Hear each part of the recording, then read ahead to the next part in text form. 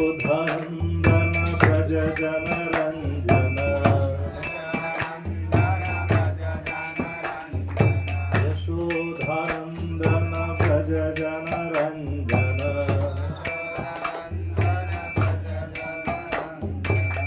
यमुना तीरा ब्रह्मचारी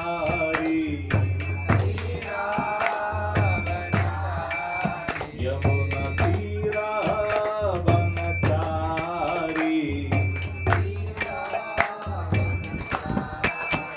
जय Radha Madhav Kunj Bihari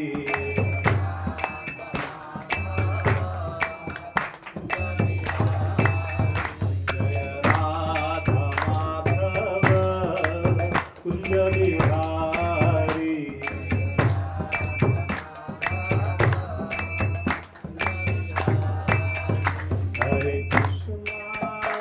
Hare Krishna, Krishna Krishna, Hare Hare, Hare Rama, Rama Rama, Hare Hare, Hare Krishna, Hare Krishna,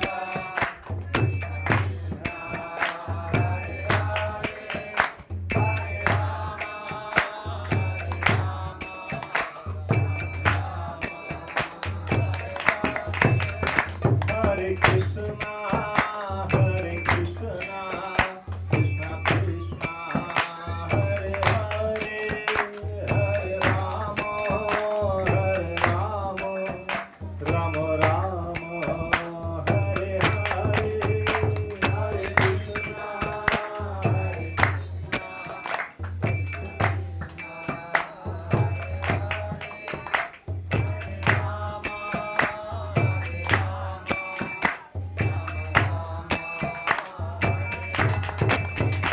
Hare Krishna, Hare Krishna, Krishna Krishna, Hare Hare, Hare Rama,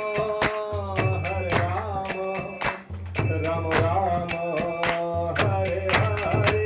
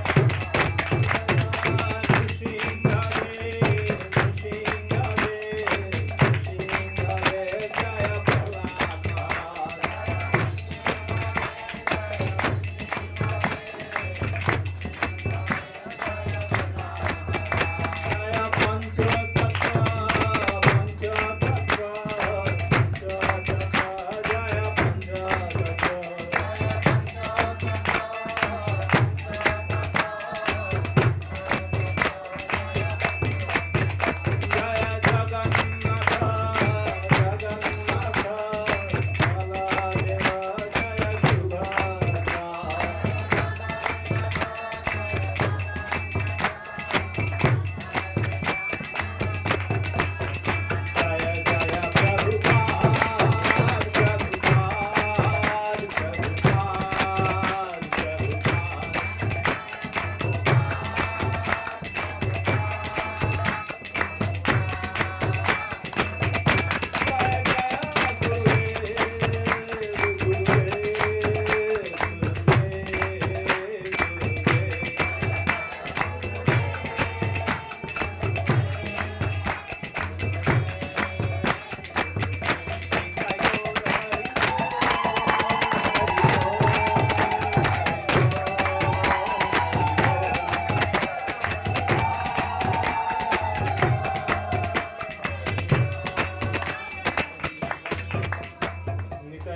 প্রেমানন্দে।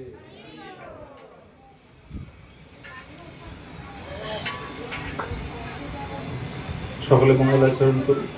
ওম জ্ঞান তিমিরান্ধস্য ज्ञानाञ्जनशलाकया चक्षुरुन्मिलितं येन तस्मै श्रीगुरुवे नमः।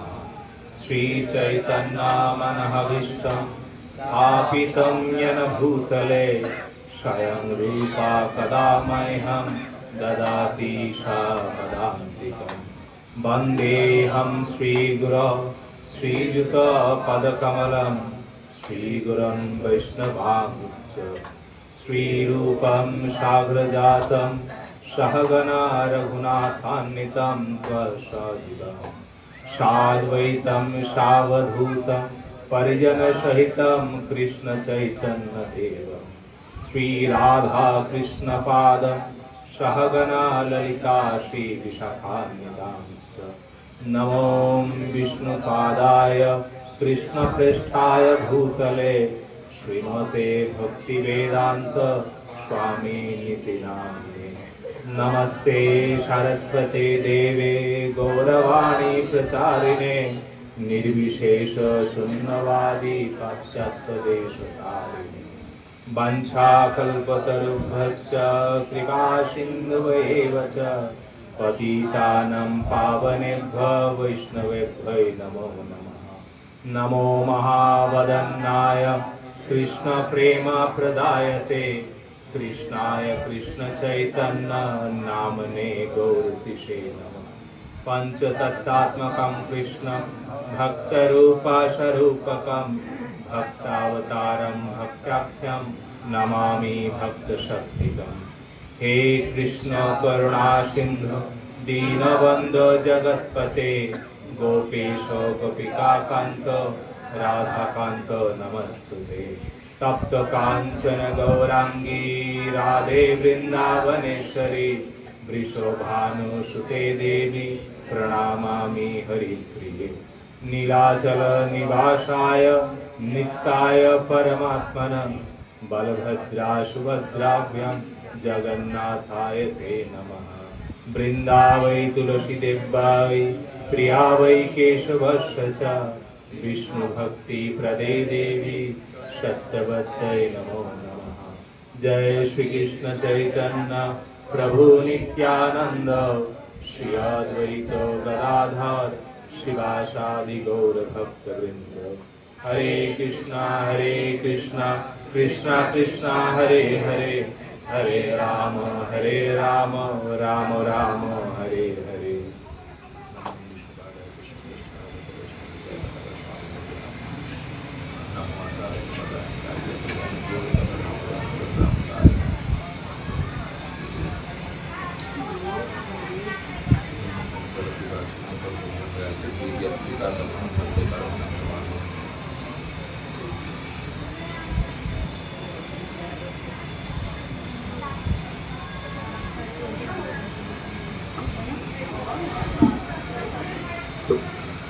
हरे कृष्ण।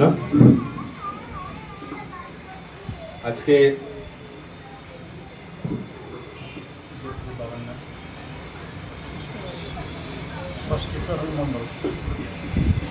আমরা সকলে ষষ্ঠী চরণ মণ্ডলের বাড়িতে এসেছি, উপস্থিত হয়েছি।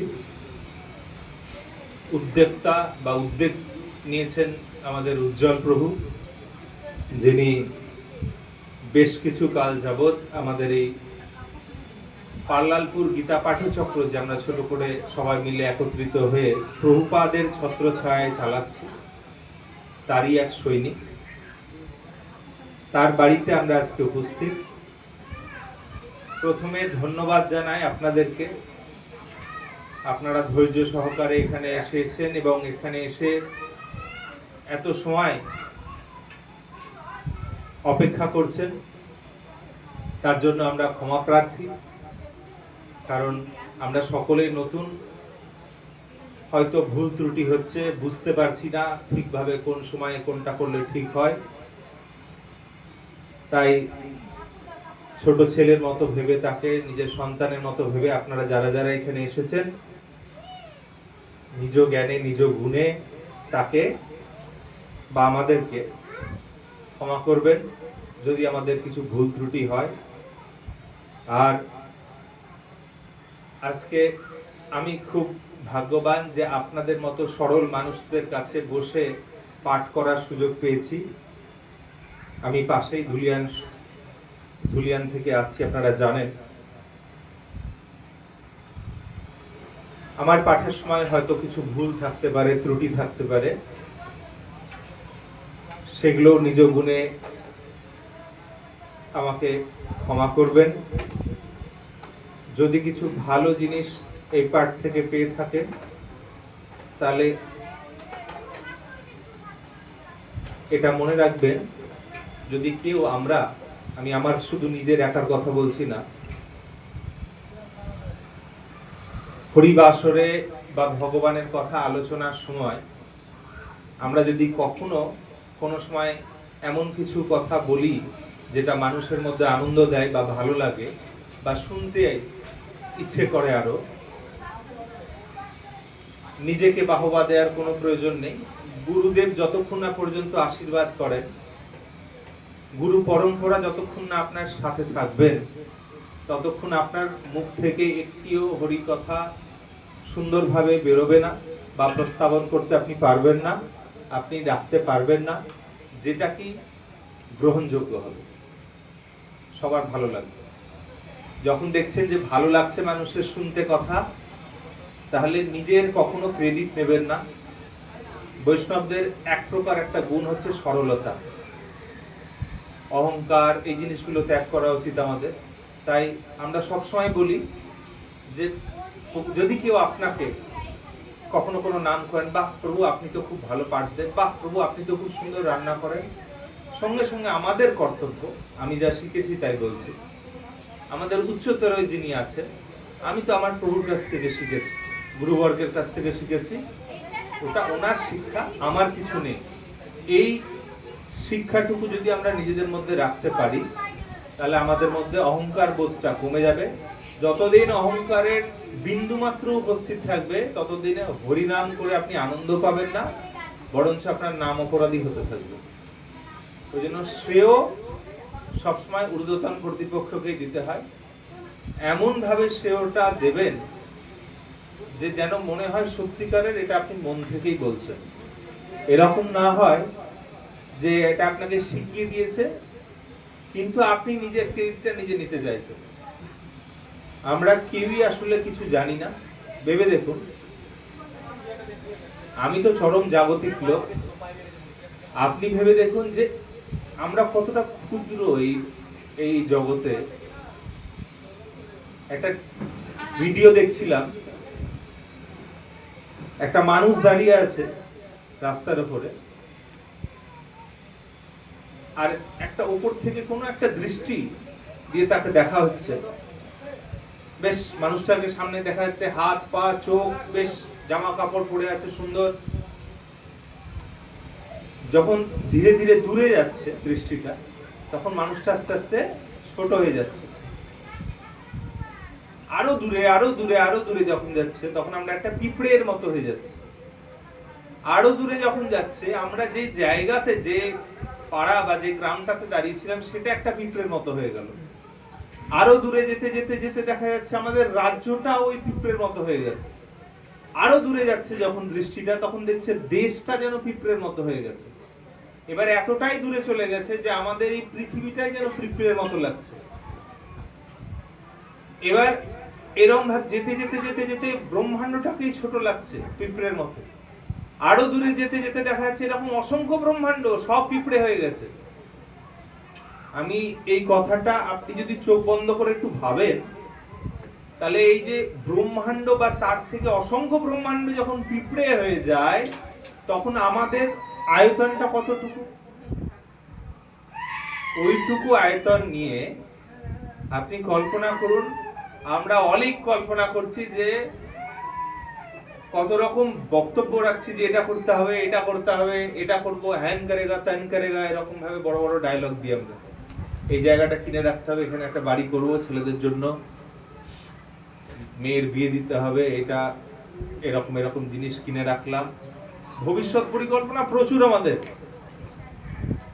কিন্তু মৃত্যুর পর যে কি করব আমরা সে নিয়ে কোনো চিন্তা ভাবনা নেই, কোনো সঞ্চয়ও নেই আমাদের। শ্রীলা প্রভুপাদ আমাদেরকে সেই শিক্ষাটা দিয়েছেন যে শিক্ষাটা আমরা স্কুল কলেজে পাই না। সেটা হচ্ছে মৃত্যুর পরে কি করবেন। প্রভুপাদ, আপনি সবকিছু ছেড়ে দিলেন, নিরামিষ খাচ্ছেন, আমরা রাত্রে পার্টিতে যাই, এত আনন্দ করি, আপনি লাস্টে দেখলেন কিছু নেই। অনেকবার বলেছি কথাটা, আপনি লাস্টে দেখলেন কিছু নেই, মৃত্যুর পরে কিছু নেই। তাহলে আপনি যে নিরামিষ খেলেন আর আমরা যে মাছ মাংস খেলাম, এত আনন্দ ফুর্তি করলাম, ক্লাবে গেলাম, নাইট ক্লাবে গেলাম, রাত্রে সিনেমা দেখে এলাম, কত আনন্দ করেছি, আপনি কি করলেন? সারাদিন তো ভজন কীর্তন করে শেষ করে দিলেন। মৃত্যুর পরে আপনার যদি কিছু না থাকে তাহলে আপনার তো সব বেকার, বৃথা হয়ে গেল। প্রভুপাদ সেই বিদেশের সাংবাদিককে বললেন, আচ্ছা যদি এর উল্টোটা হয়, যদি সত্যি দেখলেন মৃত্যুর পরে আছে এবং যা শাস্ত্রে লেখা আছে তাই আছে, তখন তাহলে আপনার কি হবে আর আমার কি হবে? সাংবাদিক চুপ। শাস্ত্রে অনেক কিছু লেখা আছে না, যে মৃত্যুর পরে যারা পাপ করবে তাদের কিরম ভাবে নরক যন্ত্রণা ভোগ করতে হবে, আর যারা পুণ্য করবে তারা স্বর্গে যাবে, আর যারা ভগবানের সেবায় সম্পূর্ণ স্বার্থ ত্যাগ করে, অহংকার ত্যাগ করে নিঃস্বার্থভাবে সেবা করবে, তারা ভগবানের দাস, দাসের দাস, তার দাসের ভৃত্য হয়ে থাকতে পারবে। সেই যেটা আনন্দ, আপনি ভাবছেন যে আবার আমাদেরকে চাকরি করে দিলেন প্রভু, এত খেটে সারাদিন 16 মালা জপ করলাম, তারপরে আবার সেবা করলাম ভগবানের, তারপরে লাস্টে বলছেন দাসের দাসের দাসের দাসের আবার সেই কৃতদাস। ভক্তিবিনোদ ঠাকুর এটাই বলেছেন, যে উনি বলছেন যে কীট হয়ে জন্ম হতে, কোথাকার কীট হবে, পোকা হবে? যে বাড়িতে কৃষ্ণ ভক্ত আছে সেই বাড়ি, সেই ভক্তের বাড়িতে কীট হয়ে জন্ম হতে চাইছে। বৈষ্ণবদের শিক্ষা এরম হওয়া উচিত যে আমরা মৃত্যুর পরে আমাদের যেন এই চিন্তা না থাকে যে আমরা মৃত্যুর পরে সব গোলকধামে চলে যাব। হ্যাঁ, যা করছো করে নাও, সব মৃত্যুর পরে সব গোলকধামে যাব, এরকম প্ল্যানিং করে সব চলো। এই প্ল্যানিংটা বৈষ্ণবদের থাকে না। আপনি 16 মালা জপ করছেন আর ভাবছেন বাহ, এই মালাটা শেষ হলে, 16 মালা জপ শেষ হলে আমি একদম গোলকধামে গিয়ে কৃষ্ণের সাথে পাশে দাঁড়িয়ে নাচবো। এই চিন্তা যদি আপনি এই পথে এসে এইভাবে আপনার মানসিকতা থাকে, তাহলে আপনি, আমি বলবো খুব দ্রুত এই দল ত্যাগ করুন, কারণ আপনার এই অভিলাষ কখনোই পূর্ণ হবে না। ভগবান, যারা সারাদিন ভগবান ভগবান করে ডাকে, তাদের কাছে ভগবান যাবে এটা ব্যাপার না। এরকম আপনি ভাবুন যে আপনাকে ভগবান খুঁজে বেড়াচ্ছে ভক্ত ভক্ত করে, তাহলে সেই রকম ভক্ত হওয়ার আমাদের উচিত। প্রহ্লাদ মহারাজ থেকে শুরু করে, ধ্রুব মহারাজ থেকে শুরু করে, এদের কাছে ভগবান নিজে আসছেন আর আমরা যাচ্ছি ভগবানের কাছে। ষড়গোস্বামীদের মধ্যে রূপ গোস্বামীর নাম অনেকেই শুনেছেন। রূপ গোস্বামীকে স্বয়ং শ্রী রাধারানী মাথার কাপড় আঁচলের মতো করে ঢেকে রেখেছেন। কেন ঢেকে রেখেছেন? উনি প্রখর রৌদ্রের, ধূপ, রাত দুপুরবেলা প্রচন্ড ধূপ রোদ হয়ে আছে, ওনার কোনো সেদিকে ভ্রুক্ষেপ নেই, আর জব করছেন বসে খোলা মাঠে, পুড়ে যাচ্ছে তার দেহ। তপ্ত কাঞ্চন গৌরাঙ্গী রাধে বৃন্দাবনেশ্বরী এসে, তপ্ত কাঞ্চন গৌর, সোনার মতো রং যার, সেই রাধারানী এসে সেই ছোট্ট বালিকা রূপ গোস্বামীর উপরে তার আঁচল দিয়ে ঢেকে দিয়েছেন যাতে তার রোদ না লাগে। এটা দেখছেন দূর থেকে সনাতন গোস্বামী। সনাতন গোস্বামী রাগ হচ্ছে, বলছে ভাই তোর জন্য একবার কৃষ্ণ আসছে, তুই একবার বাঘদের মাঝখানে, ভাল্লুকদের মাঝখানে গিয়ে বসে হরিনাম করছিস, তোকে পাহারা দেওয়ার জন্য কৃষ্ণ লাঠি নিয়ে দাঁড়িয়ে আছে। একবার রৌদ্রের মধ্যে এসে জপ করছিস আর ভগবান রাধারানী স্বয়ং আসছে তোকে মাথাতে ঢাকতে, তোর আমার সহ্য হচ্ছে না। তোকে যদি জপ করতে হয় তাহলে এমন ভাবে জপ কর যাতে ভগবান যেন তোর সেবার জন্য না আসে। এটা আমাদেরকে শিক্ষা দিচ্ছে রূপ গোস্বামী। সনাতন গোস্বামী তার ভাইকে শিক্ষা দিচ্ছে না এখানে, কিন্তু সে শিক্ষা দিচ্ছে আমাদেরকে যে আমাদের এরম ভাবে সেবা করতে হবে যাতে আমরা অপরকে সাহায্য করতে পারি। বৈষ্ণবদের একটাই নিয়ম যে আপনি হরিনাম জানেন, চুপ করে লুকিয়ে বসে হরিনাম করছেন, একদম অন্যায়। এরম ভাবে আমাদেরকে কোনো আমাদের পরম্পরা কেউ শিখিয়ে যায়নি। বরঞ্চ এরকম অনেক ঘটনা আছে। একজন পরম বৈষ্ণবের একটা ঘটনা, যিনি অনেক কষ্ট করে তার গুরুদেবকে পেয়েছিলেন। গুরুদেব তার কানে কানে একটা মন্ত্র দিয়েছিলেন। দীক্ষার সময় কানে মন্ত্র দেয় তো, যারা গ্রামে যারা দীক্ষা নিয়েছে প্রভুদের কাছ থেকে বা তার গুরুদেবের কাছ থেকে, কানে মন্ত্র দিয়েছে। তো সেই কানের মন্ত্রটা শুনে গুরু বলছেন, গুরুদেব আমি মন্ত্র পেলাম। বলছে, হ্যাঁ তুমি মন্ত্র পেলে, এই মন্ত্রই তুমি জপ করো, তাহলে তুমি ভগবত ধামে পৌঁছে যাবে। ও কি করেছে, সেই মন্ত্র শোনার পরে বলে, ঠিক আছে গুরুদেব, বলছে এই মন্ত্র কিন্তু তুমি কাউকে কখনো বলবে না, তোমার এটা কানে কানে বলেছিল। বলে আচ্ছা। ওই সেই গুরুদেবের কাছ থেকে দীক্ষা পাওয়ার জন্য উনি অনেক কষ্ট করলেন, অনেক সেবা করে ওনাকে কোন রকম ভাবে তুষ্ট করে ওনার কাছ থেকে এই মন্ত্রটা পেয়েছেন। এইবার উনি কি করেছেন, ছুটে গিয়ে একটা পাহাড়ের উপরে উঠে গেছে। কোথায় উঠলেন? একটা পাহাড়ে। সেই পাহাড় থেকে নিচে গ্রামবাসীদের সবাইকে দেখতে পাচ্ছে, সবাইকে ডাকছে, এই শোনো, এই মধু, এই বিকাশ, এদিকে এসো, সবাই তোমার মাদেরকে ডেকে এনে, দাদুকে ডেকে, সবাইকে ডেকে নিয়ে এসো। তোমাদেরকে আজকে আমি একটা গুড়ো জ্ঞান দিচ্ছি, এটা একটা জ্ঞানের কথা বলছি। তোমাদের এই জন্মটাই শেষ জন্ম হবে, আর এই জন্মের পরে তোমরা ভগবত ধামে ভগবানের সেবাতে নিযুক্ত হতে পারবে। সবাই আমার সাথে বলো, হরে কৃষ্ণ কৃষ্ণ কৃষ্ণ হরে হরে, হরে রাম রাম রাম হরে হরে। এই মন্ত্রটা তোমরা বলবে, আর তোমরা সবাই উদ্ধার পেয়ে যাবে। সবাই হরি বল করতে শুরু করেছে। সব গ্রামের লোককে ডেকে নিয়েছে। তার সেই গুরুদেব ওকে ডেকেছে, যে আয় তুই। কি হয়েছে গুরুদেব? তোকে যে বললাম তুই কাউকে বলবি না, তাও বলে দিলে। আবার চিৎকার করে পাহাড়ে উঠে সবাইকে ডেকে। তো বলছে, গুরু মহারাজ, গুরুদেব আমি জানি আমি চরম অন্যায় করেছি। গুরুদেব আমাকে দীক্ষা দিলেন, গুপ্ত মন্ত্র দিলেন, বলেন কাউকে বলবে না, তুমি এটা জপ করবে। আর আমি যখন শুনলাম যে এই মন্ত্র জপ করলে নাকি ভগবানের কাছে ফিরে যাওয়া যায়, তার সেবা করা যায়, আমি আর ঠিক থাকতে পারিনি। আমি দেখলাম আমার যা পাপ হবে, আমি সবাইকে তো বলে দিয়ে যাই, এবারে আপনি আমাকে অভিশাপ দিয়ে দিন। এটা হচ্ছে বৈষ্ণব। এটা হচ্ছে বৈষ্ণব, যে নিজে দুঃখে থাকতে চায়, কষ্টে থাকতে চায়, কিন্তু অপরকে তার শক্তিটা দিয়ে যায়। দেহ ত্যাগ করতে সবাই চায় কোন ধামে গিয়ে দেহ ত্যাগ করব, হয় বৃন্দাবন ধাম বা নবদ্বীপ ধাম, কোন একটা ধামে যদি দেহ ত্যাগ করতে পারি, দারুণ ব্যাপার। সমস্ত সুযোগ সুবিধা আছে আমাদের গুরু মহারাজের, শ্রীশ্রীমৎ জয়প্রতাকা স্বামী মহারাজ। তা সত্ত্বেও উনি অসুস্থ লীলার মধ্যে দিয়েও প্রচার করতে যাচ্ছেন বিদেশে। সেখানে ম্লেচ্ছরা রয়েছে, তাদের মধ্যে প্রচার করে বেড়াচ্ছেন। কেন করছেন প্রচার? যাতে তারা উদ্ধার পায়। আজও উনি ভারতবর্ষে এসেছেন, কিন্তু মায়াপুরে নেই, উনি সাউথ ইন্ডিয়াতে আছেন।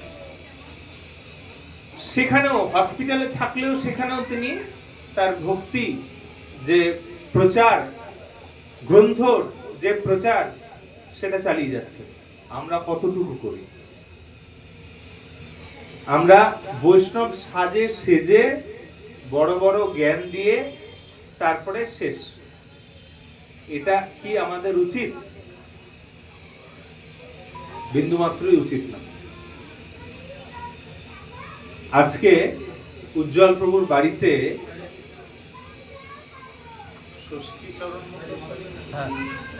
ষষ্ঠীচরণ মণ্ডল প্রভুর বাড়িতে যে আমরা এই হরিকথা শুনছি, একত্রিত হয়েছি।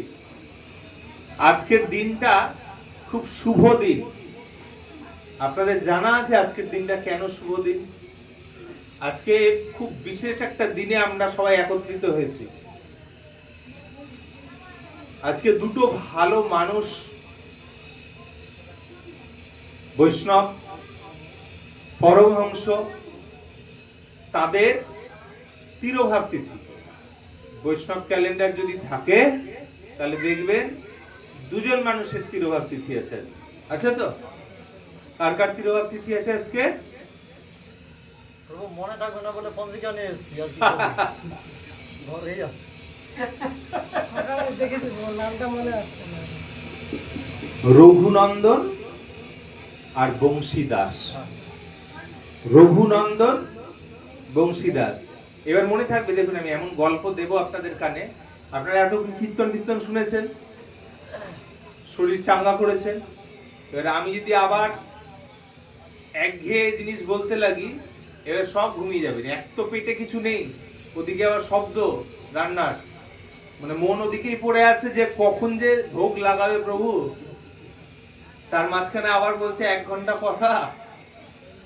কিন্তু আমরা জানি ছোট থেকে শুরু করে বুড়ো পর্যন্ত সবার একটা জিনিস খুব ভালো লাগে, সেটা হচ্ছে গল্প শুনতে। ওই জন্য আমিও গল্প বলতে আবার খুব ভালোবাসি। গতকালকে 15ই আগস্ট ছিল, স্বাধীনতা দিবস। আমার একটা ছোট্ট স্কুল আছে, সেখানেও গল্প বলে এসেছি। কৃষ্ণ কথা সেখানে তো বলতে পারি না, সেখানে আমাদের স্বাধীনতার উপরে কিছু কথা গল্পের আকারে বলে এসেছি। গল্প বলতে আমারও ভালো লাগে, আমি গল্প শুনতেও খুব ভালোবাসি। ওই জন্য আপনাদের কিছু গল্প শোনাই। এই রঘুনন্দন, এই রঘুনন্দন কে ছিল? রঘুনন্দন চৈতন্য চরিতামৃত আছে এই বাড়িটাতে?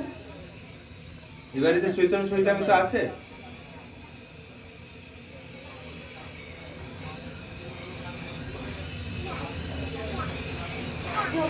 বাবার নাম কি? নরহরি ঠাকুর, মুকুন্দ।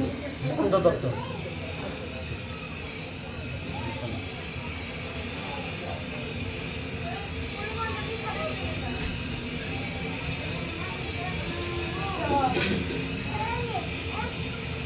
আমি একটু চৈতন্য চরিতামৃতের একটা অংশ বের করছি। চৈতন্য চরিতামৃতে এনার উল্লেখ আছে, সেই জন্যই আপনাদেরকে বলতে চাইছি। গল্পটা বলতে গেলে মজা লাগবে তখনই যখন আমরা একটা সঠিক জায়গা খুঁজে পাবো। তখন আপনারা, বাবা চৈতন্য চরিতামৃতে এনার নাম আছে, তাহলে তো নিশ্চয়ই কিছু ব্যাপার আছে এখানে।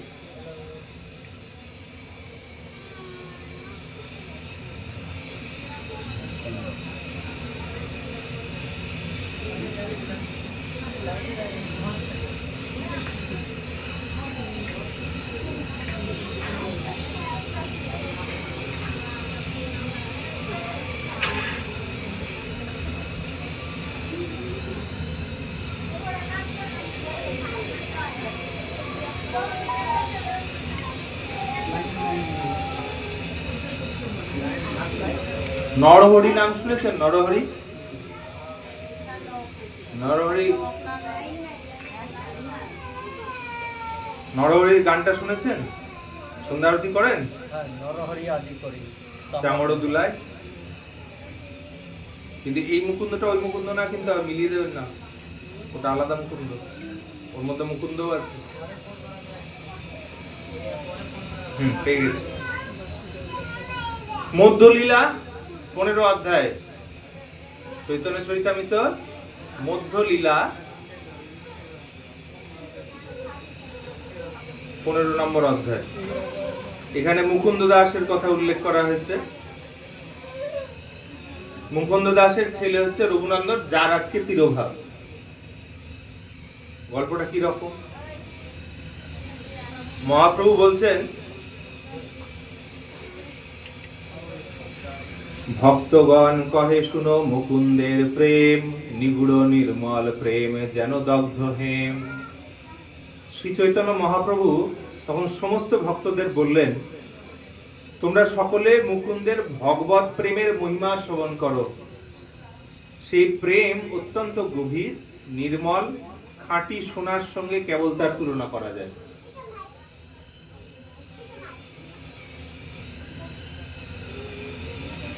মানে উনি একজন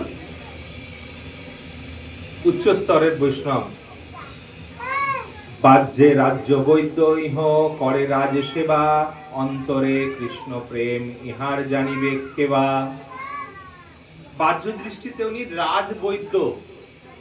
ওই সময় মুসলিম শাসন ছিল, তো ওই সময় কোনো এক মুসলিম নবাবের কাছে উনি বৈদ্য ছিলেন। বৈদ্য মানে ডাক্তার, ডাক্তার, কবিরাজ। তো রাজ বৈদ্য মানে একটু হাই লেভেলের। উনি ওখানকার বৈদ্য ছিলেন, রাজার সেবা করতেন, কিন্তু তার অন্তরে যে কৃষ্ণ প্রেম তাকে জানতে পারে, অন্তরে চরম কৃষ্ণ প্রেম। এটা কি বলছে? মহাপ্রভু বলছে, তার যখন সংকীর্তন চলছে, হরিকথা চলছে, সেখানে বলছে ভক্তদেরকে, একদিন ম্লেচ্ছ রাজার উচ্চ টুঙ্গিতে চিকিৎসার বাদ কহে তাহার অগ্রেতে, মেনকালে এক ময়ূর পুচ্ছের আড়ানি, রাজ শির পরি ধরে এক সেবক আনি। তো আমি অনুবাদটা আমার সরল ভাষায় বলার চেষ্টা করছি, আরো বেশি বুঝবেন। ম্লেচ্ছ রাজা, ম্লেচ্ছ একদম নিচু জাতিকে বলা যায়, আবার অনেক সময় মুসলিম জাতি যারা ইসলাম ধর্মে আছে তাদেরকেও ম্লেচ্ছ বলা হয়। তো সেই ধরনের একটা রাজার রাজ দরবারে উনি আছেন। কি আছে? মুকুন্দ আছে। আর মুকুন্দর ছেলেকে, যার আজকে তিরোভাব। হ্যাঁ, মনে রাখবেন, ভুলে যাবেন না, প্রশ্ন করবো আপনাকে। একদিন ওই রাজার কাছে চিকিৎসা নিয়ে আলোচনা করছে, যে রাজা হয়তো বলছে যে আমার এরকম হাতে খুব ব্যথা, অস্ত্র তুলতে পারছি না ঠিক করে, অনেক আলোচনা চলছে। এই সময় একজন ভৃত্য রাজার কাছে এসছে।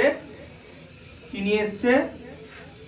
একটা ময়ূর পুচ্ছের আড়ানি। আড়ানি মানে হচ্ছে ছাতা, এক ধরনের, মাথার উপরে ঢেকে রাজার উপরে দাঁড়িয়েছে। ময়ূরের পুচ্ছ, ময়ূরের রং কিরকম হয়? নীল, সবুজ সবুজ নীল নীল। আর আপনারটাই হলো এই সবুজ সবুজ নীল নীল, তো কৃষ্ণের রঙও তো তাই। এটা মুকুন্দ যখন দেখেছে, মানে যে তার চিকিৎসক, যে ডাক্তার, ও কি হয়েছে? একদিন ম্লেচ্ছ রাজার উচ্চ টুঙ্গিতে চিকিৎসার বাদ কহে তাহার অগ্রেতে। চিকিৎসার কথা হচ্ছে, এই সময় ময়ূরপুচ্ছ নিয়ে এসছে। শিখি পিচ্ছ দেখি মুকুন্দ প্রেমাবিষ্ট হইলা, অতি উচ্চ টুঙ্গি হইতে ভূমিতে পড়িলা। ওই যে উচ্চটার যে ওই রকম রং, ভগবানের যে ওই রঙের সঙ্গে ওর ভগবানের কথা মনে পড়ে গেছে। আর মনে পড়ে যাওয়াতে কি হয়েছে? প্রেমাবিষ্ট হয়ে গেছে, প্রেম চলে এসেছে ওনার মধ্যে এতটাই যে উঁচুতে যেখানে বসেছিলেন, ওনারা আলোচনা করছিলেন, সেখান থেকে উল্টে নিচে পড়েছে, ধরাম করে পড়েছে। রাজার জ্ঞান রাজার বৈদ্যের হইল মরণ, আপনে নামিয়া তবে করাইল চেতন। রাজা তাড়াতাড়ি আর এদিক ওদিক ভৃত্যদেরকে না ডেকে নিজেই লাফিয়ে ওখান থেকে নেমে, আরে রাজবৈদ্যকে ঠেলাঠেলি করে জল টল ছিটিয়ে, আরে মারা গেল নাকি ভাবছে, বুঝে মরেই গেল, চতুর্য থেকে পড়েছে। রাজা তো ভয় পেয়ে গেছে, রাজবৈদ্য মারা যাচ্ছে। রাজা বলে, ব্যথা তুমি পাইলে কোন ঠাই? মুকুন্দ কহে, অতি বড় ব্যথা পাই নাই। রাজা বলছে, তুমি ব্যথা পেয়েছো, কষ্ট হচ্ছে তোমার? বলছে, না না, ওরকম অতি বড় ব্যথা পাই নাই, অত বেশি ব্যথা লাগেনি আমার। রাজা কহে, মুকুন্দ তুমি পড়িলা কি লাগি? মুকুন্দ কহে, রাজা মোর ব্যাধি আছে মৃগী। বলছে, মৃগী রোগ শুনেছেন? মৃগী রোগ বলে না, মৃগী রোগ, কাঁপে সব পড়ে টড়ে দিবে। তখন কি করে? লোহা ঠেকায় না, কি করে? চামড়ার জুতো শুকায়, এটা অনেক কিছু হয়। চামড়ার জুতো শুকায়নি। ও বলছে যে, রাজা বলছে, মুকুন্দ তুমি পড়লে কি করে, পড়ে গেলে কি করে? আর বলছেন রাজা বলছে, আমার একটু মৃগী রোগ আছে, ওই জন্য পড়ে গেছে। কিন্তু রাজা যারা রাজা হয় না, ম্লেচ্ছ হতে পারে, বুদ্ধি থাকে। কিন্তু তাদের বুদ্ধি কিন্তু প্রখর হয়, তবেই তো সে রাজা হয়েছে। মহাবিদ্ধক্ত রাজা সেই সব জানে, মুকুন্দেরে হইল তার মহাসিদ্ধ জ্ঞানে। সেই রাজা ছিলেন অত্যন্ত বুদ্ধিমান, তাই তিনি সব বুঝতে পারলেন। কি বুঝতে পারলেন? এটা মৃগীরোগ না, এ হচ্ছে পরম ভক্ত ভগবানের। এবং তিনি বুঝলেন যে মুকুন্দ হচ্ছেন অলৌকিক মুক্ত পুরুষ, এটা বুঝতে পারলেন। রঘুনন্দন সেবা করে কৃষ্ণের মন্দিরে, দ্বারে পুষ্করিণী তার ঘাটের ওপরে। না, এটা আর বলছি না এখান থেকে, এবার আমি বলছি। তো এরকম ঘটনা ঘটছে। তখন রঘুনন্দন, এই মুকুন্দের ভাইয়ের নাম নরহরি, ওরা 3 ভাই ছিল। হ্যাঁ, তো নরহরিও সেবা করত মহাপ্রভুর কাছে। নরহরি বললো, ভাই এই দাদা, তুই তোর যখন এত কৃষ্ণ প্রেম, তুই এবার আয় মহাপ্রভুর কাছে। তো উনি মহাপ্রভুর সঙ্গে দেখা করলেন। মহাপ্রভুর সাথে যখন দেখা করলেন, মহাপ্রভু খুব আনন্দ পেয়েছিলেন। আনন্দ পেয়ে উপদেশ দিলেন যে ঠিক আছে, আমার খুব ভালো লাগলো তোমার সঙ্গে দেখা করে, তোমার সাথে কথা বলে। তুমি একটা কাজ করো, তোমার বাড়ি তো শ্রীখণ্ডে। শ্রীখণ্ড কোথায় জানেন? নবদ্বীপের কাছে শ্রীখণ্ড আছে। নবদ্বীপ ধাম পরিক্রমা করেছেন? শ্রীখণ্ডে গেছিলেন? মনে পড়ছে না? শ্রীখণ্ডে নিয়ে যায় নবদ্বীপ ধাম পরিক্রমাতে। তাহলে শ্রীখণ্ডে গেলে দেখতে পাবেন ওখানে কে আছে। ওখানে ওখানে কোন ভগবান আছে?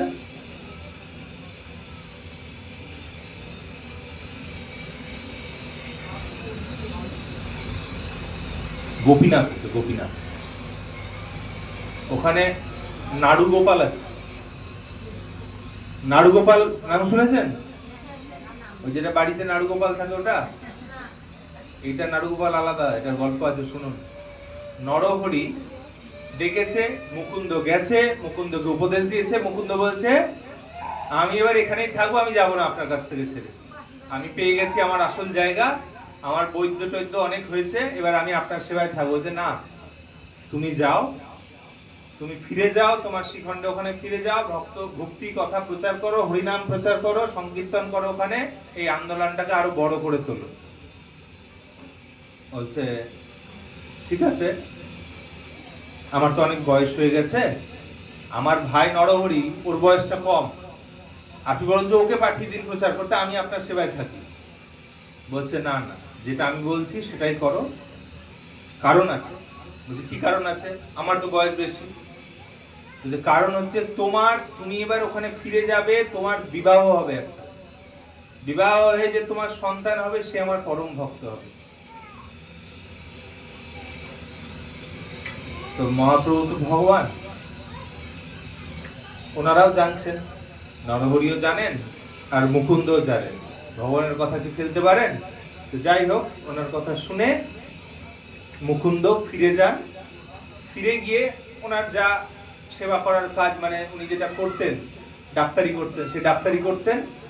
আর নির্জনে একটা জঙ্গলের পাশে গাছের মধ্যে তলায় বসে জপ করতেন।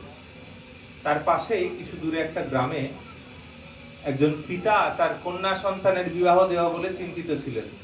স্বপ্ন পেলেন, তোমাকে চিন্তা করার কোনো প্রয়োজন নেই, এই পাশেই শ্রীখণ্ড গ্রাম, সেখানে দেখবে একজন মুকুন্দ বলে একজন আছে, সেই তোমার মেয়ের স্বামী। তারপরের দিন তিনি খুঁজতে বেরান শ্রীখণ্ড গ্রামে, এবং গ্রামে গিয়ে দেখলেন সে একজন ব্যক্তি জব করছে বসে। বললেন যে আমি একজনের খোঁজে এসেছি, তার নাম মুকুন্দ, কোথায় পাওয়া যাবে? বলছে আমি তো মুকুন্দ। তখন ওনাকে সব ঘটনা বলে, এরকম ভগবান আমাকে স্বপ্নাদেশ দিয়েছেন। তো মুকুন্দ তো জানতেন বিষয়টা, কারণ ওনাকে মহাপ্রভু বলে দিয়েছেন যে তোমার বিবাহ ঠিক হয়ে গেছে, তোমাকে মেয়ে খুঁজতে হবে না, তোমার ঠিক করা আছে। বিবাহ কোথায় হবে? ওখানে যাও, বিয়ে হয়ে যাবে তোমার, যে তোমার সন্তান আসবে সে আমার পরম ভক্ত হবে। তারপরে বিবাহ হয়, বিবাহের পরে সন্তান আসে, এবং সন্তানের বয়স যখন 5 বছর। কত বছর? ওই আবার প্রহ্লাদ মহারাজের মতো গল্প হচ্ছে এখানে আমাদের। আমাদের ওগুলো তো সাউথ ইন্ডিয়া যেতে হয় আমাদেরকে দেখতে গেলে, প্রহ্লাদ মহারাজের গল্প দেখতে গেলে দক্ষিণ ভারত। এটা আপনি শ্রীখণ্ডেই দেখতে হবেন গেলে। শ্রীখণ্ডে গিয়ে আমরা রঘুনন্দনকে খুঁজে পাবো। কি করছেন? ছোট্ট 5 বছরের বালক, কিছু শেখেনি এখনো, শুধু দেখছে বাবা প্রতিদিন নিয়মিত ভগবানের সেবা করে আর ভোগ লাগায়। ভোগ লাগাচ্ছে থালায় ভর্তি করে। একদিন বাবা বলছে তার স্ত্রীকে যে, শোনো, মুকুন্দ দাস বলছে, আমি যাচ্ছি একটু বাইরে এই কবিরাজি করতে, 2 দিন দেরি হবে আসতে, তো তুমি রান্না যা করার করবে, ভগবানকে ভোগ এই রঘুনন্দনকে বলবে লাগিয়ে দেবে। এই রঘুনন্দন কে বলে গেলেন যে, বাবা তুমি ভগবানকে কিন্তু ভালো করে খাওয়াবে, ভোগ টোগ লাগাবে সুন্দর করে, ভগবান যেন প্রসাদ তোমার ভোগ যেন পায়। হ্যাঁ, আচ্ছা বাবা ঠিক আছে। এটা বলে চলে গেছে। এবার মা থালায় সাজিয়ে দিয়েছে সুন্দর করে, সেই থালা নিয়ে গিয়ে ভগবানের কাছে রেখেছে। ভগবান কি পায় ওরকম ভাবে? ভগবান পাচ্ছে না। ভগবান দৃষ্টির মাধ্যমেই পায়, আমরা এইটুকুই জানি, আমরা ওর বেশি পারবো না। দৃষ্টিটা আমরা দেখতে পাই না ভালোভাবে, অন্ধ হয়ে থাকি। তো যাই হোক, এবার ভগবানকে জোর করছে দিতে বলতে, তারপর কান্না করতে শুরু করেছে যে, ভগবান তুমি যদি না পাও তাহলে আমাকে যে বাড়িতে বাবা বলবে, বকবে যে তোকে একটা দায়িত্ব দিয়ে গেলাম ভগবানকে ভোগ দেওয়া, সেইটুকু তুই পারলি না করতে, তাহলে এতদিন আমার সন্তান হয়তো কি শিখলি তুই, আর আমি বা কি শেখালাম তোকে। কান্না করছে বসে। তখন ভগবানের সেই মূর্তি হাতটা এগিয়ে আসে, থালা থেকে যা ছিল ভোগ সব পেতে শুরু করে। বলুন হরি বল। এটা শেখাতে হয়। যাই হোক না, গল্পে ঢুকে গেছেন আসলে, বুঝতে পেরেছি আমি, সব গল্পের মধ্যে একদম মানে জমে ক্ষীর হয়ে আছে। এবার লাড্ডু খাচ্ছে, কলা খাচ্ছে, যা প্রসাদ যা ভোগ দেওয়া আছে সব পাচ্ছে। খালি থালা নিয়ে ছেলে, 5 বছরের ছেলে মায়ের কাছে চলে এসছে। মা বলছে, ভোগ কই? বলছে, তুমি তো বললে ভোগ ভগবানকে খাইয়ে আসতে, আমি তো খাইয়ে দিয়ে চলে এসেছি। বলছে, এরকম হয় নাকি? সেকেন্ড ডেতেও দ্বিতীয় দিনও এরকমই খাইয়ে দিয়ে চলে এসেছে। এবার ভগবান তো পেয়েছে, এবার মা তো অস্থির। যখন স্বামী ফিরে এসেছে রাত্রে, বলছে, জানো এরকম এরকম ব্যাপার। বলছে, কি বলছো? বাবা কান্না করছে, মা কিছু বুঝতে পারেনি। বাবা বলছে, তুমি রান্না করো, আবার যা যা দিয়েছো তাই দাও। এইবার আবার তৃতীয় দিনও বলেছে, বাবা ওই রঘুনন্দনকে বলেছে, আমার শরীরটা ভালো লাগছে না আজকে, তুই আজকেটাও ভোগ লাগিয়ে দে, যা। ছেলে বলছে, ঠিক আছে। ছোট্ট বালক 5 বছরের, কি বোঝে, ও নিয়ে চলেছে থালা, এ ভোগ লাগিয়েছে। ভোগ লাগিয়ে যেই ভোগ লাগিয়েছে, ভগবানকে বলছে, ভগবান আজকে আমার বাবার শরীর ভালো না, আজকে ওই জন্য আমাকে আবার পাঠিয়েছে, তুমি পেয়ে নাও এটা, আমি তারপরে চলে যাব। বসে আছে, ভগবান পেতে শুরু করেছে। যেই লাড্ডু নিয়ে মুখে এক কামড় দিয়েছে, পাচ্ছে। আর রঘুনন্দনের বাবা মুকুন্দ ওই পাশের জানলাটাকে খুলে, ছোট্ট করে মন্দিরের জানলা খুলে দেখে নিয়েছে। এক গ্রাস তো ভগবান মুখে নিয়ে নিয়েছে, দ্বিতীয় গ্রাসটা হাতে আছে লাড্ডু, আর লাড্ডু হয়ে গেছে পাথর, ভগবানও হয়ে গেছে পাথর। এরকম অবস্থায় আর ভগবান নিচ্ছেন না। আর রঘুনন্দন এটা দেখে অবাক, আর জানলা দিয়ে মুকুন্দ অঝরে ক্রন্দন করে যাচ্ছে। কেন করছে? মহাপ্রভুকে যে উনি এত কৃপা করেছে, যে এক পরমহংস পরম বৈষ্ণব তার বাড়িতে নিয়ে এসেছেন, তার জন্য তিনি কৃপাধন্য। তার ছেলে, তিনি বিশ্বাস করতে পারছেন না যে ভগবানকে বসে পাইয়েছেন ভোগ তাদের বাড়ি, কিন্তু তার উপস্থিতিতে ভগবান পাথর। তার জন্য তার দুঃখ হচ্ছে, আবার তার আনন্দ হচ্ছে যে তার সন্তানই তো এটা করে দেখালো। এই আনন্দ আর ভাগ করা যায় না। তারপর থেকে সেখানে আজও সেই গোপাল বিরাজমান, লাড্ডু গোপাল আমরা সবাই বাড়িতে নিয়ে আসি, সবাই জানি, গল্পটা শুধু ভুলে গেছি যে আজ রঘুনন্দন যার আজকে তিরোভাব, তার জন্যই আজকে আমাদের এই দর্শন করতে বা এত কিছু জানি, আমরা এত কিছু করছি। আজকে তিরোভাব তিথি এই মানুষটা আমরা কিন্তু অনেকেই জানতাম না।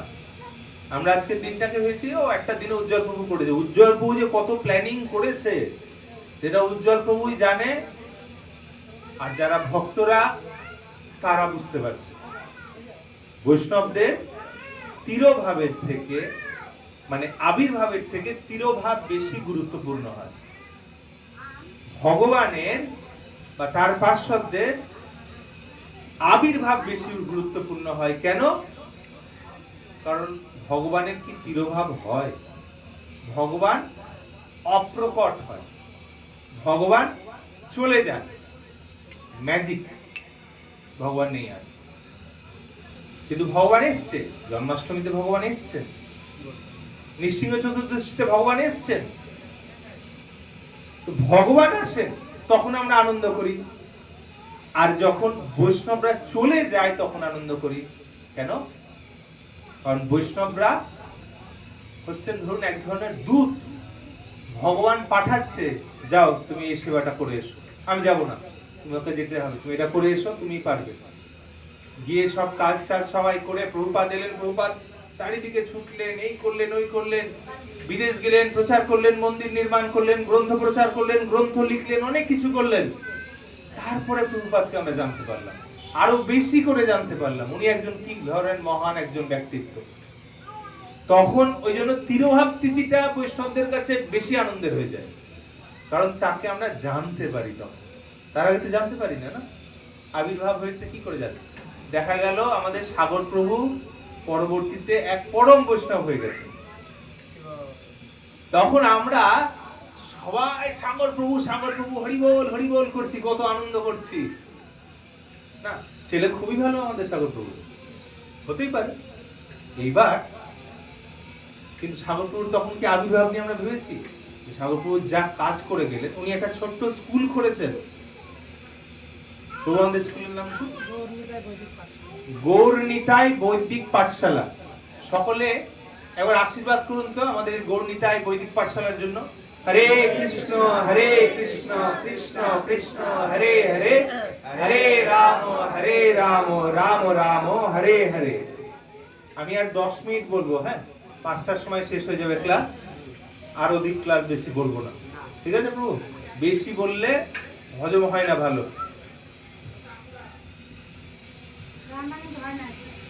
রান্না হয় না তো হয় নাই, আমি পালালাম।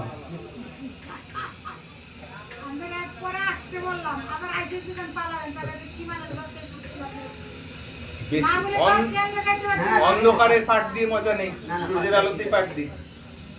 প্রভু বলে দিয়েছে 5টা পর্যন্ত। আর কই সূর্য? আবার অন্য জায়গায় সকাল হবে এখন। যাই হোক, এবার লাড্ডু খাওয়া খাই হলো। লাড্ডু তো পাথর হয়ে গেছে, আর সেদিকে মুকুন্দ দাঁড়িয়ে দেখছে। এই সেই লাড্ডু আপনারা দেখেছেন শ্রীখণ্ডে গিয়ে এই লাড্ডু গোপাল? অনেক দিন আগে, আজ থেকে 40-45 বছর আগে বলা যেতে পারে, তখন আমাদের গৌরাঙ্গ প্রেম স্বামী মহারাজের নাম শুনেছেন কেউ? হয়তো শোনা নেই আপনাদের। উনি মহারাজ, উনি আজ থেকে 45 বছর আগে আনুমানিক ওই লাড্ডু গোপাল দেখতে গেছিলেন। তো ওই গোপীনাথকে দেখতে গেছিলেন। বলা হতো যে ওই লাড্ডুটা সবাই দেখতে পায় না, একজন যার মন পরিষ্কার, যে শুদ্ধ আচরণ করে, সেই লাড্ডুটা দেখতে পায়। গৌরাঙ্গ প্রেম স্বামী মহারাজ কিছু ভক্ত সঙ্গ নিয়ে গেছিলেন এবং তারা সকলেই দর্শন করেছিলেন। সেই গৌরাঙ্গ প্রেম স্বামী মহারাজ আজও লীলা করছেন আমাদের মাঝে। উনি আছেন, আপনারা যদি কোনোদিনও মায়াপুরে, শ্রীধাম মায়াপুরে যান, তাহলে নামহট্ট বিল্ডিং আছে, সেখানে উনি থাকেন। কোন সময় পারলে দেখা করবেন। তো উনি দেখে এসেছেন, কিন্তু তার ওখান থেকে ফিরে আসার কিছু সময় কাল পরেই সেই লাড্ডু গোপাল বা গোপীনাথ চুরি হয়ে যায় বা অদৃশ্য হয়ে যায়।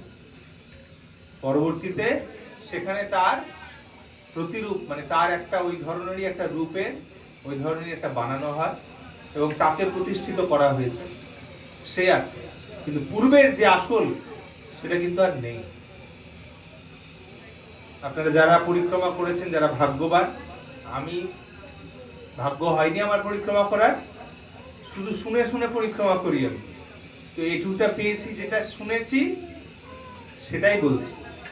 আপনারা যারা যারা নিজেরা গেছেন, স্পর্শ করেছেন, দেখেছেন জায়গাটাকে, তারা আমাকে একটু আশীর্বাদ করবেন যাতে আমি পরবর্তীতে এই কথাটা আরো সুন্দরভাবে বলতে পারি। আচ্ছা, আবার একটু চৈতন্য চরিতামৃতে ফিরে যাচ্ছি।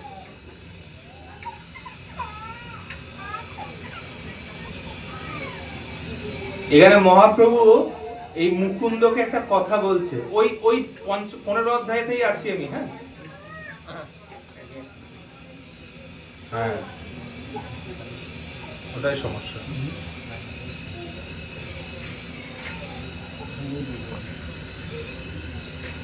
মুকুন্দ দাসেরে পুছে শচীর নন্দন, তুমি পিতা, পুত্র তোমার শ্রী রঘুনন্দন। মহাপ্রভু জিজ্ঞেস করছে, শচীর নন্দন, শচী মাতা, তার নন্দন হচ্ছে চৈতন্য মহাপ্রভু। উনি মুকুন্দ দাসকে বলছে, তুমি পিতা মুকুন্দ আর তোমার পুত্র শ্রী রঘুনন্দন, এটা কি ঠিক?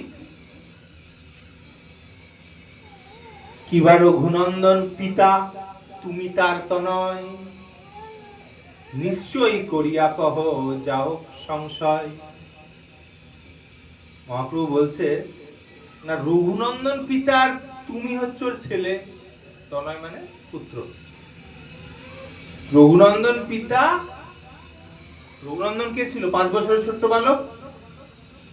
আর মুকুন্দ কে? তার বাবা। ওর বাবাকে বলছে, তুমি কি ওর ছেলে না তুমি ওর বাবা, কোনটা? এটা বলছে। আমাদেরকে আজকে সংশয় মেটাতে হবে। হ্যাঁ, এটা বলতে হবে তোমাকে পরিষ্কার করে, যেটা তুমি আমাদেরকে পরিষ্কার করে বলো তো। মুকুন্দ কহে, রঘুনন্দন মোর পিতা হয়, আমি তার পুত্র, এই আমার নিশ্চয়। বলছে, মুকুন্দ উত্তর দিলেন, আমার বিচারে রঘুনন্দন আমার পিতা আর আমি তার পুত্র। আমার বিচারে রঘুনন্দন তার পিতা, আমি তার পুত্র। অনেক গূঢ় জ্ঞান লুকিয়ে আছে এই কথাটার মধ্যে, আসছি আমি কথাটাতে। দেখুন, শ্লোকের মাধ্যমে অনেকটা পরিষ্কার হবে। আমার সবার কৃষ্ণ ভক্তি রঘুনন্দন হইতে, অতএব পিতা রঘুনন্দন আমার নিশ্চিতে। আমার সবার মানে আমাদের সবার কৃষ্ণ ভক্তি রঘুনন্দন হইতে। আমাদের সবার এই যে কৃষ্ণ ভক্তিটা হয়েছে কার থেকে? রঘুনন্দনের কাছ থেকে হয়েছে। অতএব পিতা রঘুনন্দন আমার নিশ্চিত। আমি তো নিশ্চিত যে আমাদের পিতা হচ্ছে রঘুনন্দন। কি বুঝলেন এটার মানে? এটার মানে পরের শ্লোকে বলছে, শুনি হর্ষে কহে প্রভু। কে বলছে? মহাপ্রভু বলছে। কি বলছে? শুনি হর্ষে কহে প্রভু, কহিলে নিশ্চয়, যাহা হইতে কৃষ্ণ ভক্তি সেই গুরু হয়। যার কাছ থেকে কৃষ্ণ ভক্তি আপনি পাবেন, সেই আপনার গুরুদেব। বুঝতে পারছেন? সে সন্তানের থেকে যদি আপনি পান, সন্তান আপনার গুরুদেব। যদি প্রভুর কাছ থেকে পেলেন, প্রভু আপনার গুরুদেব। কৃষ্ণ ভক্তি যার মাধ্যমে আপনার তৈরি হলো, জাগলো, সে আপনার গুরুদেব। পরিষ্কার হচ্ছে? গোজামি পাকি দেবেন না সব।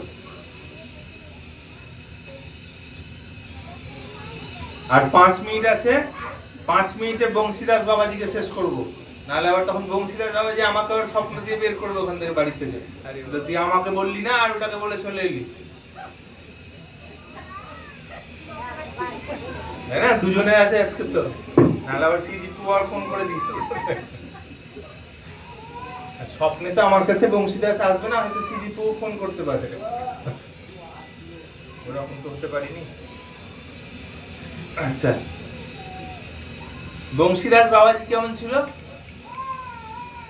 পাগল দেখেছেন? পাগল ওরকম পাগলের মতো আলখাল্লা জামা কাপড় পরে থাকতো, এত বড় বড় দাড়ি, দাড়ি গোপ কামাতো না, ছোট্ট গৌরনীতায় ছিল ওনার কাছে, আর গৌরনীতায় নিয়ে ওই নবদ্বীপ ধামের আশেপাশেই উনি নিজের সেবা আচ্ছা এগুলো করতেন। সে সময় আমাদের শিলা প্রভুপাদ, যিনি ইস্কনের প্রতিষ্ঠাতা, তার গুরুদেব ভক্তি সিদ্ধান্ত সরস্বতী ঠাকুর, উনি বর্তমান ছিলেন। উনি তার যে শিষ্য, মানে ভক্তি সিদ্ধান্ত সরস্বতী ঠাকুর যিনি গৌড়ীয় মঠ প্রতিষ্ঠা করেছেন, তার শিষ্যদের বলতেন, শোনো তোমরা কিন্তু এই বংশীদাস বাবাজির কাছে বেশি যাবে না। কেন? বংশীদাস বাবাজি সেবা তো করতেন গৌরনীতায়, আর তার সাথে সাথে তামাক সেবা করতেন, বিড়ি না একবারে হুঁকো লাগিয়ে একবার গুড়গুড় করে টানতেন। ওর কাছে গেলে তোমাদের বৈষ্ণব অপরাধ হয়ে যাবে। কেন? ও তো অন্যায় করছে, এটা তো অন্যায়। বলছে ও হচ্ছে পরমহংস, ও হচ্ছে পরমহংস, ওর লীলা তুমি বুঝতে পারবে না, ওই জন্য তোমরা গিয়ে ভুল বিচার করবে যে ও গাঁজা খাচ্ছে বা ও ধূমপান করছে, ওইসব লীলাতে গিয়ে তুমি জোরতাল পাকিয়ে দেবে। দূরে থেকে বাবার থেকে তোমরা যেমন সেবা করছো করো। তাই বলে যে সমস্ত ভক্তরা শিবের মাথায় জল ঢালতে গিয়ে রাস্তায় পড়ে থাকে গাঁজা খেয়ে, সবাই আবার কিন্তু এই বংশীদাস বাবাজি না, সব গোলমাল করে দেবেন না একসাথে। সব বলছি না ওই জন্য আমি একসাথে, সবাই একরকম হয় না। এটা আমাদের পরম্পরারই গুরুবর্গের মধ্যে সার্টিফিকেট দিয়ে গেছে যে বংশীদাস বাবাজি পিওর ডিভোটি, পরমহংস, ওই জন্য আমরা মেনে নিয়েছি ওটা। কিন্তু রাস্তাঘাটে যাকে দেবো গাঁজা খেয়ে আছে, বসে আছে, ও বিরাট ভক্ত। এটা কে বলেছে? ওই যে অমুক প্রভু বলেছে, একদম না। মত সিদ্ধান্ত গুরু পরম্পরা ধারা যেভাবে মেনে এসছে সেভাবেই মানবেন, তাহলে সব উল্টো পাল্টা হয়ে যাবে, রেল লাইন থেকে নেমে যাবে। যাই হোক, এরকম উনি করতেন। তো উনি গৌরনীতায় সেবা তো করতেন, আর গৌরনীতাকে আবার বকাও দিতেন। এবার চুরি হয়ে গেছিল ওনার মন্দিরে, ছোট্ট মন্দির। গৌরনীতাইকে বলছে তোরা থাকতে চুরি হয়ে গেল কি করে? এবার আমি খাবো, তোদেরকে দিব না। ওদেরকে গৌরনীতাকে না খাইয়ে রেখেছিল 2-3 দিন। আর কি পারবেন? তাকে বললো তো পাগলা, একটা সত্যি পাগলা, কৃষ্ণ প্রেমে পাগল। ও স্নান করতে যেতেন গঙ্গা তীরে, নবদ্বীপে গঙ্গা আছে তো, গঙ্গা তীরে স্নান করতে যেতেন। গৌরনীতাকেও নিয়ে যেতেন কাপড়ে করে, গৌরনীতাও স্নান করতো, ও সব 3জন মিলে একসাথে স্নান করতেন। ছোট গৌরনীতা, সবাই জানে পাগলা, কিন্তু সবাই জানতো যে ইনি পরমহংস, ইনি উচ্চতর স্তরে রয়েছে, এটা সবাই জানতো এবং বুঝতে পারত। উনি বাংলাদেশে আসল বাড়ি ছিল না, তো সেখানে এবার বলছে আমি বাংলাদেশ যাব, আমার ভালো লাগছে না এখন, আমার যেখানে জন্ম সেখানে যাব। ওখানে অনেক সবাই মিলে আয়োজন করে নিয়ে পাঠিয়েছে ওনাকে। উনি ওখান থেকে 2 দিনের পরে আবার চলে এসেছে, বলছে ওখানে ভালো লাগছে, আমার জব টপ করে আনন্দ পাচ্ছি না, গঙ্গা তীরে জব করে যত আনন্দ। বলছে আমরা এত আয়োজন করে আপনাকে কত দূরে পাঠালাম, আমি কি করবো, আমার ভালো লাগেনি তো আমি চলে এসেছি এই জন্য। আবার বলছে কদিন পর বলছে এই শোন, আমি বৃন্দাবন যাবো ভাবছি, মানে ওর কাছে 1 টাকাও নেই, আমি বৃন্দাবন যাবো ভাবছি, কি করি? বৃন্দাবন যাবেন? একবার বলা মাত্র সমস্ত গৌড়ীয় মঠের সমস্ত ভক্তরা একদম ব্যবস্থা করে দিয়েছে, ভালো করে একদম সুব্যবস্থা করে, ট্রেনের টিকিট কেটে সব ব্যবস্থা করে। বুঝলাম আমি ট্রেনে যাবো না, আমরা টিকিট কেটে নিয়েছি, তো কে কাটতে বলেছে? আমি তো নৌকো করে যাব বৃন্দাবনে। নৌকো করে যাবেন? আচ্ছা ঠিক আছে, এত খরচা হয়ে গেছে, কিছু বলতেও পারছে না। আবার নৌকো নিয়ে এসছে একটা, দিয়ে গেছে নৌকোর কাছে, বলছে এই নৌকোটাতে যাবো না, আমি বড় লম্বা নৌকোতে যাবো। এদের তো সবার মাথা গরম হয়ে গেছে, বসে বসে তামাক খাচ্ছে আর বলছি বড় নৌকো নিয়ে আয়, বড় নৌকোতেই আমি যাবো। আবার ওদের কিছু বলার নেই, চলো, সিদ্ধ পুরুষ, একে কিছু বলতেও পারছে না, বড় নৌকো নিয়ে এসছে, বড় নৌকোতে বসিয়ে নিয়ে গেছে।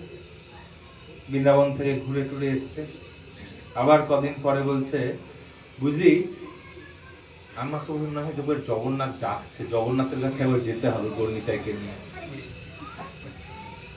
এবার ট্রেনেই যাবো, বুঝলি, ট্রেনেই যাবো, আর তোদেরকে বিরক্ত করবো না, ট্রেনেই যাবো। হ্যাঁ, এই ট্রেনের টিকিট করে ট্রেনে করে নিয়ে গেছে জগন্নাথের কাছে। এবার গৌরী মঠে ওনার সুন্দর ব্যবস্থা করা হয়েছে থাকা, গৌরী মঠে নিয়ে গেছেন ওকে। দেখ এখানে কে থাকবে, আমি থাকবো না এখানে জগন্নাথকে দেখতে, আমি তো থাকবো রাস্তার উপরে যেখান দিয়ে জগন্নাথ যাবে, পাগলা চল, যেখান দিয়ে জগন্নাথের রথ যায় ওই রাস্তার উপরেও বসবে বলে ওখানে, বলছে আমি এখানেই বসলাম, তোরা যা করবি কর। ওখানে বসে ওখানে ভজন কীর্তন শুরু করে দিয়েছে। শুদ্ধ ভক্ত যখন ভজন কীর্তন করেন, যেটা প্রভুপাদ করেছিলেন বিদেশে আমেরিকায় গিয়ে, যদি কেউ ম্লেচ্ছ হয়, যদি কেউ মানে অন্য ধর্মেরও হয়, তার হৃদয়ে তাকে টানে, তাকে টেনে আকর্ষণ করবে, এবং ভগবান তার অটোমেটিক তার পকেট থেকে তার অর্থ তাকে দিয়ে দেবে যদি শুদ্ধ ভক্ত হয়। কৃষ্ণের সেবা যদি শুদ্ধভাবে করতে চান, মন থেকে করতে চান, দেখবেন আপনার অটোমেটিক আয়োজন হয়ে যাচ্ছে সবকিছু, এ ওটা দিচ্ছে, আমি ওটা দিচ্ছি, হয়ে যায় কোনো না কোনো ভাবে। তো সেরকমই ওই বাবাজি যখন ওখানে বসে ভজন কীর্তন করতে শুরু করেছে, কত মানুষের ঢল চলে এসছে, কেউ অর্থ দিচ্ছে, কেউ চাল দিয়ে যাচ্ছে, কেউ কাঁঠাল দিয়ে যাচ্ছে, ওই নানা রকম জিনিস চলছে দেওয়া, ভরে গেছে পাহাড়। কিন্তু এই এই বংশীদাস বাবাজি ওনার কোনো মানে ওখানে তাকাচ্ছেই না ওদিকে, এত অর্থ পড়েছে, এত কিছু পড়েছে, ওদিকে তাকাচ্ছে না। ও হরে কৃষ্ণ কৃষ্ণ কৃষ্ণ হরে হরে, হরে রাম রাম রাম হরে হরে, প্রেমের সাথে আনন্দের সাথে কীর্তন করে যাচ্ছে।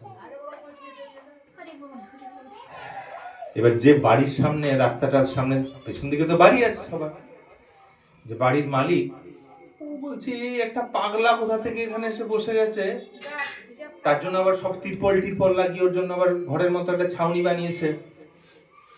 বলছে পাগলাটাকে সরাতে হবে, আমি এখানে দোকান করবো, রথ আসছে, আমার কত টাকা ইনকাম হবে, একে সরাও। পাগলা বলছে আমি যাবো না। আপনি পাগলা বলছি বলে হবেন না, পাগলা বলছেন মজা করার জন্য বলছি। বাবাজি বলছেন আমি যাবো না, আমি ওখান থেকে যাবো না। কি করবি কর তোরা। আজব লোক তো, যাই থানাতে গেছে, পুলিশের কাছে খবর দিয়েছে এরকম এরকম ব্যাপার, আমার জায়গা দখল করে একটা পাগল এসে বসেছে, আমি ওখানে দোকান করবো রথের সময়, আপনি যে করে হোক ব্যবস্থা করুন। এইবার পুলিশ একবারে দল বল নিয়ে আজ বেটাকে মেরে তুলে নিয়ে যাব। পুলিশ অফিসার নেমেছে। ভগবানের যারা শুদ্ধ ভক্ত, তাদেরকে সরানোর ক্ষমতা পুলিশের আছে।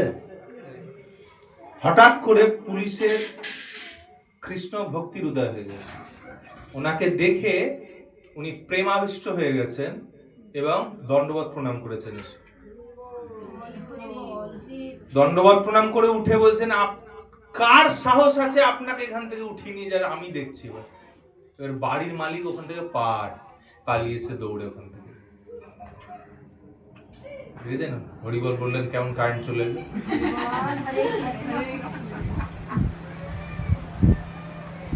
যাই হোক, এবার সেই তারপরে ওখান থেকে যে জিনিসগুলো পড়ছিলেন, বলছিলেন অনেক কিছু এসেছিল, এই অনেক ধরনের চাল ডাল, টাকা পয়সা, কাঁঠাল। একটা কাঁঠাল এতই পাকা, মানে এখনই ওটাকে ফেটেও গেছে, মানে এখনই ভেঙে ভগবান জগন্নাথকে লাগাতে হয়। সেদিন জগন্নাথের রথযাত্রা সেদিন হবে। তো পাণ্ডু বিজয় মহোৎসব নাম শুনেছেন তো? পাণ্ডু বিজয়, ওখানে ছাত্র সমাজের আছে, ওরা পাণ্ডু বিজয় করে, ওরা জানে।